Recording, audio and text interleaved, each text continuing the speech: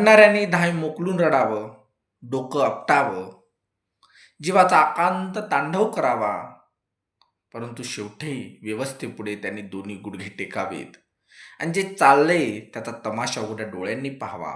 अशीच घटना कोल्हापूर जिल्ह्यातील नांदणी गावात जेव्हा ही हत्तीनं वनतारा या प्रोजेक्टमध्ये सोडण्यात आली तेव्हा घडलं. वनतारा प्रोजेक्टमध्ये ही हत्तीन सोडत असताना तिथं असलेल्या उपस्थित भाविकांच्या, ग्रामस्थांच्या, त्या हत्तीनिशा जुडलेल्या प्रत्येक माणसाच्या डोळ्यामध्ये पाणी होतं आणि त्या पाण्याची किंमत, त्या अश्रूची किंमत ह्या व्यवस्थेला नव्हती. त्यांनी ही हत्तीन त्या ठिकाणी नेऊन सोडली, परंतु इथं उपस्थित असणारी प्रत्येक महिला, लहान मूल, ग्रामस्थ धाय मोकलून रडत होतं आणि म्हणत होतं, ती हत्तीन म्हणजे आमच्या घरची आहे.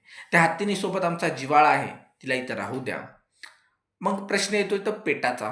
पेटा म्हणते की त्या हत्तीला तिथं व्यवस्थित राहायला मिळत नाही, त्याला सोयीसुविधा मिळत नाहीत. तर पेटाला अशी विनंती आहे, त्याने तो अहवाल घ्यावा, गोळा करावा आणि आमच्या सरकारकडे नेऊन द्यावा.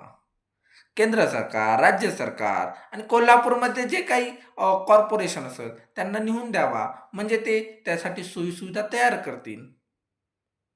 ग्रामस्थांच्या, भाविकांच्या भावना जपतील आणि आमची ही हत्तीन कोल्हापूरवासियांची, महाराष्ट्राची हत्तीन ही महाराष्ट्रातच राहील आणि आमच्या भावनांची कदर होईल. म्हणजे ते गुजरातमध्ये जाणार नाही, आमच्या भावनांना तडा पोचणार नाही, आमच्या अश्रूंना बांध फुटणार नाही, याची काळजी पेटानं घ्यावी.